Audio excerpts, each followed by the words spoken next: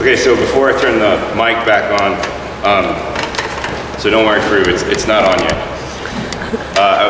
I was told that you guys are pretty relaxed, and so I wanted to ask for a couple favors. One, do you guys mind if I take my jacket off?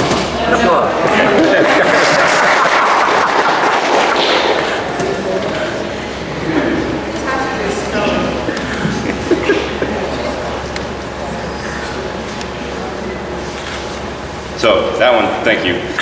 And then, sorry, I have a tendency to move around a lot, so this just makes my life easier. And the other one is, do you mind, I have a bottle of water. I see that there's one on the pulpit, but I didn't want to break any rules of water or other things in the sanctuary. We bring our own. Bring down water to you? No, I got it. Okay. Yep. Okay, so I got the mic on now for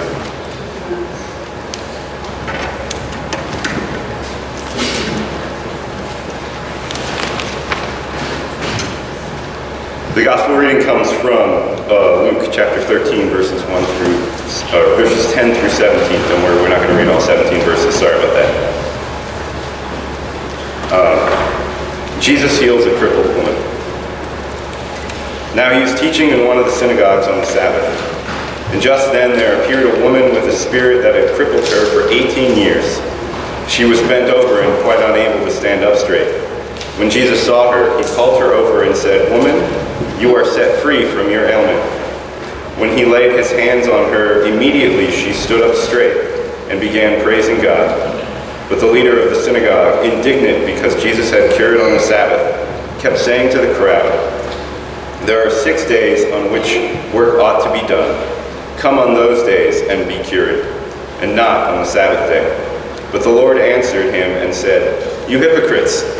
Does not each of you on the Sabbath untie his ox or his donkey from the manger and lead it away to give it water? And ought not this woman, the daughter of Abraham, whom Satan has bound for 18 long years, be set free from this bondage on the Sabbath day?" When he said this, all his opponents were put to shame, and the entire crowd was rejoicing at all the wonderful things that he was doing. Here ends the reading of the gospel lessons. Will you again join me in prayer? Loving God, there are many things in our lives that bring us to these places. Let us this morning hear your words, not mine, not ours, but yours. Allow this vessel to be one for you, and not of our own ideals, ideas, and thoughts. In your Son's name, amen.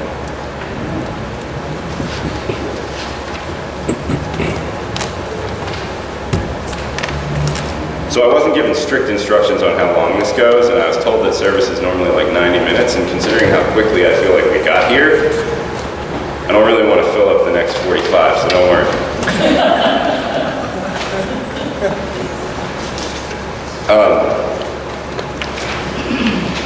So there's a little thing in the bulletin that kind of tells you who I am. I was also very lucky. I got to go on the trip to Triennium with your youth and Tabitha, and also Heather, and then also some students from the Presbyterian Boston where I serve, and even a student from Southern New England. So all told, 21 people represented all 3 New England presbyteries. And I gotta tell you, the students that we took, both the ones from your church and the ones from Worcester and the one from Southern New England, dealt with the stress, the craziness, the issues with travel better than most adults. And so you guys should really give a hand to the students that went and their amazing patience. And I'd bring all of you up who were here and embarrass you, but I'll give you grace for that one too. My name is Jeff. I am the director of what is called the Abbey in Boston. I serve on Presbyterian committees, and then I work for the National Church as well by running the Abbey, which is a 1001 new worshiping community. Essentially what that is let's find a different way to do church, and let's see if it works. So we kind of throw a bunch of pieces of spaghetti at the wall, and if one sticks, we run with it, and if none of them do, we try again. And so for the last 2 years, I've been doing the Abbey, which is a ministry that meets in a bar. Yeah, that's my job. I get to go and hang out in a bar with college and grad students and talk about life and God and where our spirituality leads us and where our faith calls us to be involved in our community and what that means to follow Jesus, but also what that means to have our faith traditions met by other faith traditions. And so that's what I do during the school year. During the summer, I try and do things so that my wife is happy and the housework gets done. I should probably try doing that all year round, but we'll go from there.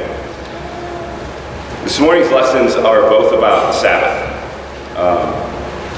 We had a friend of ours visiting with us from grad school this week. His name is John.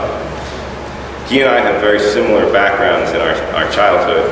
See, he's Jewish, and my father's family was Jewish, very not practicing. In fact, many times they tried to convince us that they weren't Jewish, but when your name is Beryl Leslie Rosenstein, it's really hard to convince anyone that you're not Jewish. And when your kids have been raised in synagogue and gone through bar mitzvahs and bat mitzvahs, again, it's really hard to convince you that you're not Jewish. But we had a very similar upbringing because we knew all about the teachings. And so when he asked me this week what the portion was, and to give kind of a, terminology exchange, the portion is just the portion of the Torah that the rabbi would be reading. And so he's asking what our verses are.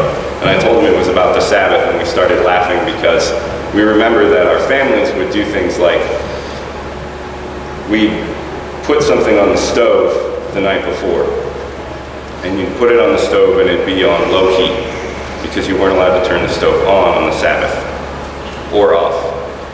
You weren't allowed to do any of those things. You weren't allowed to cook, you weren't allowed to clean, which I think some people enjoyed that part. But you weren't allowed to work. There were these rules about how you treated the Sabbath, and they were there because it was supposed to be about respect for the day that God set aside. And so we talked about how awful sometimes that soup tasted.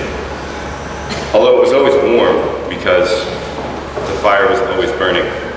We also joked about how we could have just gotten one of the Protestant friends from down the street to come and turn it on and off for us. If we had thought through that, maybe it would be a little better.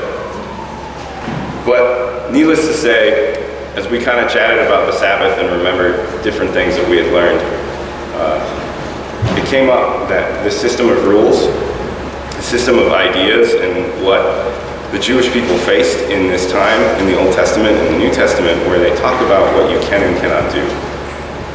It brought up the discussion of why. Why do we have it? So we have this list of 10 commandments in Exodus. And you'd think we can stop with 10 rules.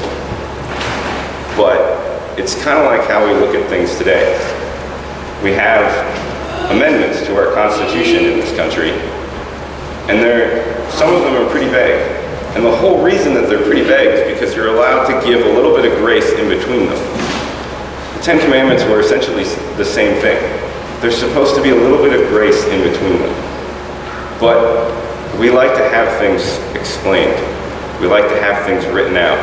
As Presbyterians, we love to have things written down in minutes, Robert's Rules of Order, and making sure that everyone knows exactly what this means, exactly what this committee's responsibility is, exactly what we're supposed to be doing on Sunday morning, and we're not alone in that. And that's why you have the rest of the Torah that essentially says, okay, we got 10 rules from God, let's try and explain them as best we can so we don't screw it up. And that's how you end up with these things, these rules about the Sabbath, about why Jesus can't cure a woman who can't walk. On the Sabbath, you'd think, as much as these things happen as in the Bible, that why would you be concerned if God is working on the Sabbath? But it was a bone of contention between the leaders of the synagogue and Jesus. It was one of those times when they looked at the law and they forgot the letter of it. They forgot the grace in between the lines. See, when Jesus comments that they're hypocrites, it's because they allowed for the fact that, and this is how they put it, that dumb animals were allowed to be assisted on the Sabbath, which is why he mentions that you can untie your ox or your donkey and lead them to water, because the dumb animals can't get there on their own. But you weren't allowed to actually walk your donkey or ox if it wasn't to let them go to water. The same way that you weren't allowed to turn your stove on or off, the same way that you don't clean, the same way that you don't work. As Christians, a lot of times we've actually gotten rid of how we observe Sabbath and how specific we are with it. I mean, when it comes down to it, Heather's up here every week on what we would consider Sabbath working. And Fru is up there working, running sound, and we've got, I'm sorry, I totally blanked on your name. Bill. Video recording, which is not in any way unnerving, but there it is. So then, should we remember that Saturday is a Sabbath then, or is it Friday, or another day? Well, Sabbath is one of those things that we have long discussions about in seminary, and I'm sure Heather can expound upon it a little bit better, because she went to a better seminary than I did. We like to call ourselves Princeton of the West, but Princeton kind of looks at us and goes, yeah, I don't think so. And you know what, they're right. But the fact is that Sabbath is something that we should observe not out of specific rules, but out of the fact that we need a rest. We need a moment. We need a place that leads us to something and reminds us that we don't do everything on our own. Sabbath wasn't meant as a forced vacation. Although in our culture, maybe that would be a good thing. For the amount of people that never use their vacation days, for the amount of people that don't feel comfortable taking time off, for the amount of us that are worried that if we do that, someone will see us as lazy. So that's why we work 70 to 80 hours a week. That's why we're afraid to take that time off. My wife's office mate, and you're going to lock this on YouTube, right, so she won't see this. My wife's office mate makes my wife feel as if she's not doing enough work sometimes. And it's taken a few years for us to get through to the point that I'm like, no, you don't need to work 16 hours a day just because she's there. She's made that choice. You guys are both doing a lot of work. If you can get it done in 12, you got it done in 12. And after 14 hours, maybe I'll see her again that day. And that's not to say that I don't think that she should be working hard, because she loves her job, and that's what you do when you love your job. I very much enjoy what I do, and so if I did it for 80 hours a week, although people would probably say something if I spent 80 hours a week in a bar, but I would have no problem spending 80 hours a week doing what I do, which, by the way, is not only in a bar. We go to college campuses and meet with grad student campus fellowships and other things like that. And so we're okay working that amount of hours. And then we forget to take Sabbath. But do we really need a system of rules and laws and strict ways of doing things in order to make sure that we remember to take Sabbath? Is there something that we need to be continually reminded by? Or is it just one of those things that we should relax about? Jesus is talking about how there are systems in the way we do things, and that's what all those rules were set up to do. There's a guy who was writing commentary on this as I was looking up different thoughts and what people were writing about the passages. And he mentioned the thing that I found quite entertaining, and that was after he talked about systems in civilized society, how we take persons and rather than respecting them as individuals, we lump them into groups We keep them in such a way that we can control how the systems are run, and the easiest way to do that is to get rid of individuality. No longer are we one man or one woman or a person from another country. We're lumped in as all immigrants. We're lumped in as all white evangelical men. We're lumped in as racists. We're lumped in as liberals or conservatives or progressive and not progressive, or any of those names that we use to describe how another group thinks, or even how our group thinks. And so this author was commenting on how, strangely enough, are the exact words that he said. Strangely enough, we do this in the Christian church as well. And I thought, strangely enough, really? You weren't expecting this? You weren't expecting us to go, wait, no, we have this here and we need to write down all the rules because we got to know what to do. And I was like, I want to know what church this guy was going to, because if it's strange to him, maybe we should all go there. Maybe they got it. But as I continued reading, I realized that what he meant by strangely enough is we forgot to listen. Strangely enough, we forgot that Christianity is about the individual. It's about our personal faith with Christ. It's about our personal relationship and how that plays out. It's about our response to grace. And the things that we do as a group, like Sunday mornings and corporate worship, they're incredibly important, but they're not to remove our individuality, our individual faith.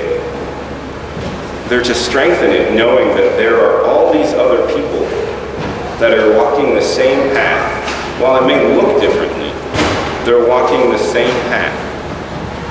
And we get that opportunity to be filled and come together and realize that we're not alone in our journey. But we aren't necessarily all the same. And that's a good thing.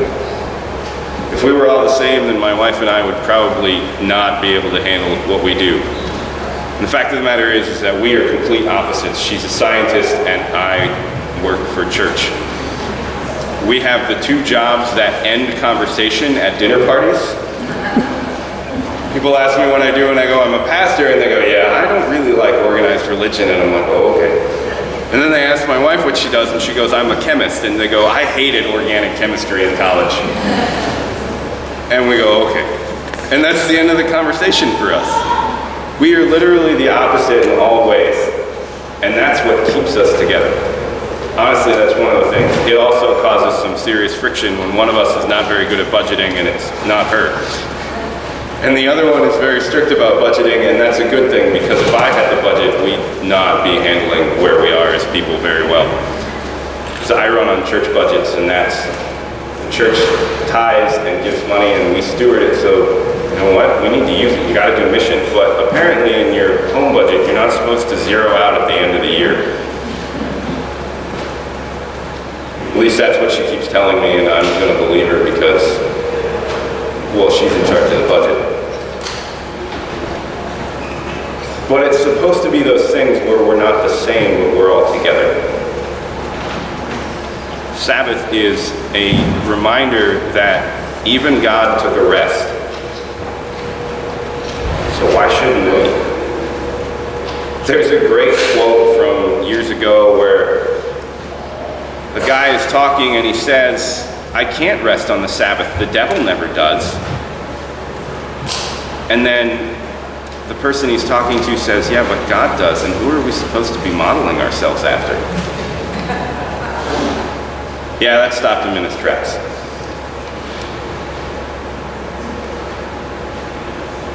Why are we so afraid of taking time? Personally, the silence freaks me out. It just does. I'm an extrovert, in case you couldn't tell. I'm an extrovert because this is how I find rejuvenation. This is where I feel filled, is with other people. Other people are introverts. They need that time away. They need the quiet in order to rejuvenate, in order to recharge, in order to make it so that they can be around people the rest of the time. I don't quite understand it because, like I said, the silence freaks me out. It's one of those things that I'm not used to. There's no noise. We're supposed to take moments of rest. We're supposed to take Sabbath, and I get antsy. I'm sure some of you do too. Some of you probably love the silence. And I'm jealous in those moments. But just because you love the silence doesn't mean you're necessarily ready to do Sabbath. And so here are the places where we have to challenge one another, where we have to do things that keep us together. Is it not working? Okay. We'll turn it off and just go with that. I told Susan, right? That I knew how to project, so I'll make it look like I wasn't lying.